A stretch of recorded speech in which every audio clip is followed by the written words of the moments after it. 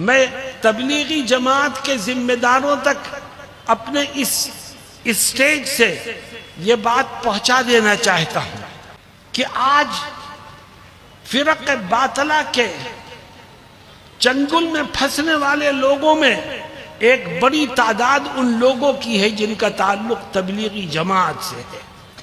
اور اس کی وجہ کیا ہے؟ اس کی وجہ یہ ہے کہ ہم نے ان کو بچانے کی کوئی فکر نہیں کی.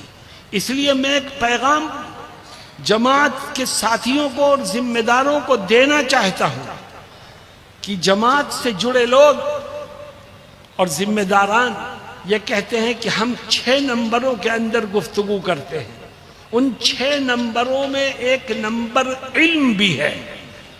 میں آپ سے یہ درخواست کرتا ہوں کہ علم کے تحت 2 کام جماعت کے ساتھی فوراً شروع کر دیں. نمبر 1، علم کے تحت عقائد صحیحہ کی تعلیم اور تبلیغ کو بھی عام کریں. ہر جماعت سے جڑنے والے ساتھی کو یہ بتایا جائے کہ یہ عقیدہ صحیح ہے، یہ غلط ہے، یہ باطل ہے، یہ حق ہے، تاکہ جب وہ اپنے گھر جائے تو اسے پتا ہو کہ کون سا باطل عقیدہ ہے اور کون سا صحیح عقیدہ ہے. اس کو 40 دن میں، 3 دن میں، 1 مہینے میں، 4 مہینے میں اگر آپ نے عقائد کو گھول کر کے پلا دیا تو انشاءاللہ کوئی بڑے سے بڑا فتنہ بھی ان کو اپنی چنگل میں پھنسانے میں کامیاب نہیں ہو سکتا. اور ایک دوسرا کام ہے، 6 نمبروں میں علم موجود ہے. آپ ٹارگٹ بنائیے، صحیح عقائد سے امت کو روشناس کرانا ہے. اور دوسرا ٹارگٹ یہ ہو کہ ہم امت کو قرآن کریم سے جوڑنے کی بھرپور کوشش کریں گے. آج نہ قرآن کی تفسیر میں لوگ بیٹھ رہے ہیں، نہ قرآن کریم کے ترجمے میں لوگ بیٹھ رہے ہیں، نہ قرآن کے احکامات کو سمجھنے اور سیکھنے کا ان میں جذبہ موجود ہے. تو علم کا کیا مطلب؟ علم کا مرکز تو قرآن ہے، علم کی روح تو قرآن ہے. آج قرآن کا ترجمہ ہوتا ہے تو بہت سی جگہوں پر ہمارے وہ ساتھی جو جماعت سے جڑے ہوئے ہیں وہ ترجمے میں بیٹھنے کے بجائے باہر کی طرف نکل جاتے ہیں اور اپنی دوسری مصروفیات میں لگ جاتے ہیں.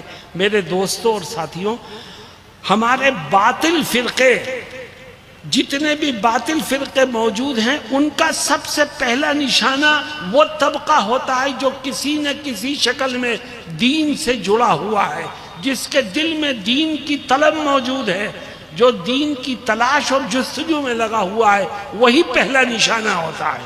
اگر ہم ان کو صحیح عقیدے اور قرآن کریم کی صحیح تعلیم سے آراستہ کر دیں تو انشاءاللہ فرق باطلہ کے جو پاؤں پھیل رہے ہیں وہ کمزور پڑ جائیں گے اور ان کی قوت میں کمی آئے گی. آج ہم ختم نبوت کے عنوان سے جمع ہیں.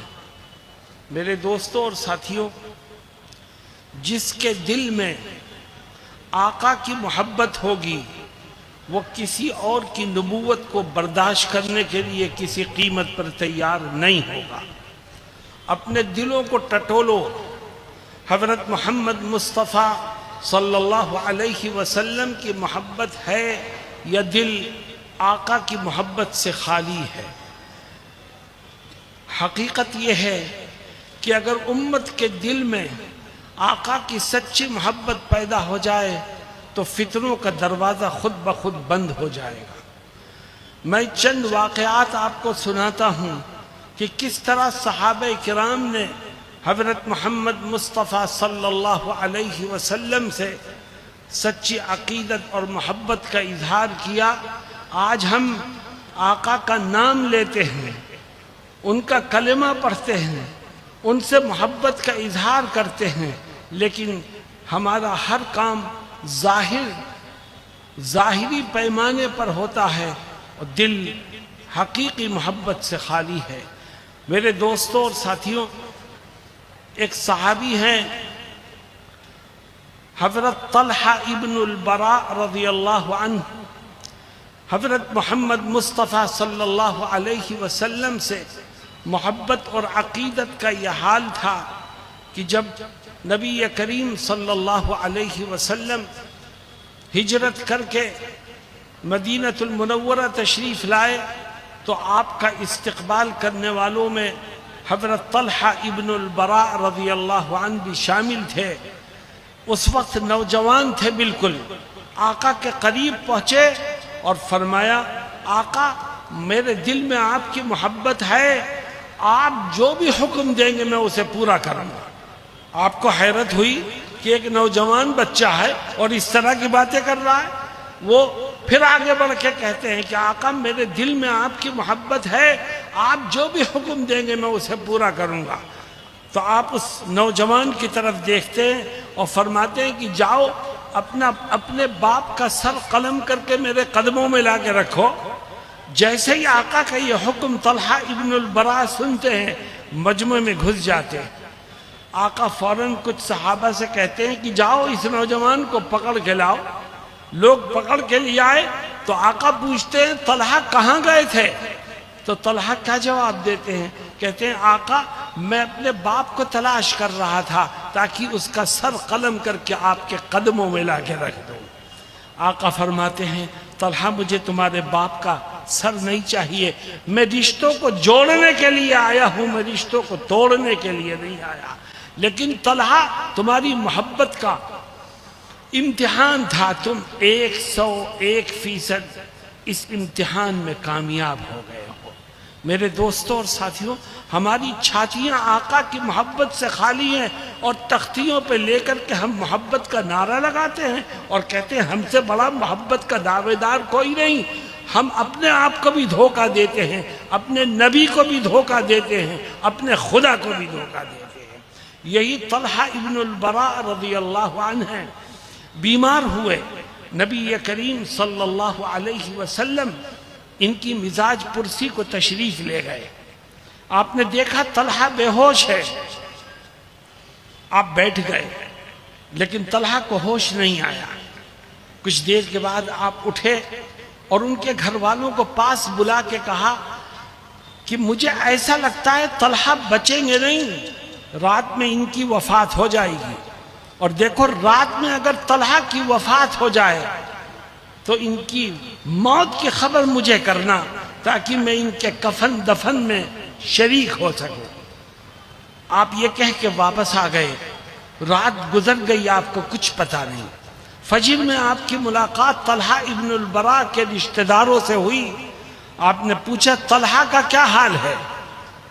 لوگوں نے کہا حضور رات میں ان کی وفات ہو گئی اور ہم نے ان کو غسل اور کفن دے کر کے دفنا بھی دیا۔ غصے سے آپ کا چہرہ انور سرخ ہو گیا۔ آپ نے فرمایا کہ میں نے کہا تھا کہ مجھے وفات کی خبر دینا، تم نے کیوں نہیں دی؟ میرے دوستو دیکھو محبت کسے کہتے ہیں۔ ساتھیوں نے جو جواب دیا ان کے رشتہ داروں نے، وہ دل تھام کے سننے کے قابل ہے۔ وہ فرماتے ہیں کہ اے آقا جب آپ ان کی مزاج پرسی کر کے واپس لوٹے تو آپ کے واپس آنے کے کچھ دیر کے بعد طلحہ کو ہوش آ گیا۔ ہم نے ان کو خبر دی کہ آقائے دو جہاں سرور کائنات حضرت محمد مصطفیٰ صلی اللہ علیہ وسلم تمہاری مزاج پرسی کو آئے تھے۔ طلحہ بہت خوش ہوئے، بہت خوش ہوئے، اور پھر کہنے لگے اپنے رشتہ داروں سے کہ دیکھو مجھے ایسا لگتا ہے کہ میں بچوں گا نہیں، رات میں میری وفات ہو جائے گی، اور اے میرے رشتہ داروں میری یہ نصیحت ہے، میری یہ وصیت ہے کہ اگر رات میں میری وفات ہو جائے تو میری موت کی خبر میرے آقا کو مت کرنا، کیونکہ اگر تم رات میں میری موت کی خبر میرے آقا کو کرو گے تو ان کی نیند میں خلل پڑے گا، رات کے اندھیرے میں انہیں یہاں تک آنے کی زحمت گوارا کرنی پڑے گی، انہیں پریشانیاں اٹھانی پڑیں گی، اور میں نہیں چاہتا کہ میری وجہ سے میرے آقا کو کوئی تکلیف پہنچے۔ مسلمانوں اپنے دلوں میں جھانکو، آج داڑھیاں مڈوا کر کے نالیوں میں بہاتے ہو نبی کی سنتوں کو اور کہتے ہو ہمیں آقا سے محبت ہے۔ آج ہماری زندگیاں نبی کی سنتوں سے خالی ہیں، ہمارا کردار نبی کی سنتوں سے خالی، ہمارے فنکشنز اور تقاریب میں نبی کی سنتوں کو پیروں تلے روندا جاتا ہے۔ بتاؤ جو نبی کی سنتوں کو روندے اس کے دل میں نبی کی محبت کیسے ہوگی؟ اور جب دلوں میں نبی کی محبت نہیں ہوگی تو جھوٹے مدعی نبوت میں ہم بھی پھنسیں گے اور ہماری نسلیں بھی ان کے دام فریب میں آئیں گی، ہم ان کو بچانے میں کامیاب نہیں ہو سکتے۔ میرے دوستوں اور ساتھیوں، آج کا یہ جلسہ جس کا عنوان ختم نبوت ہے، یہ ایک ایسا عقیدہ ہے جس کو عام کرنے کی ضرورت ہے۔ آج کے اس اجلاس کا یہ پیغام ہے، اور میں یہ سمجھتا ہوں کہ یہ وقت کی اہم ضرورت ہے، مزید گفتگو کرنے کا وقت بھی نہیں ہے۔ ہمیں نبی کریم صلی اللہ علیہ وسلم سے اپنے دلوں میں سچی عقیدت اور محبت کو پیدا کرنا چاہیے، سنتوں کو اپنے سینوں سے لگانا چاہیے، اور علم کے نام پر ہمیں صحیح عقائد اور قرآن کی تعلیم کو عام کرنے کی فکر کرنی چاہیے۔ اللہ رب العزت ہم سب کو کہنے اور سننے سے زیادہ عمل کی توفیق سے مالا مال فرمائے، اور اس اجلاس کو شرف قبولیت سے نوازے۔ وآخر دعوانا ان الحمد للہ رب العالمین۔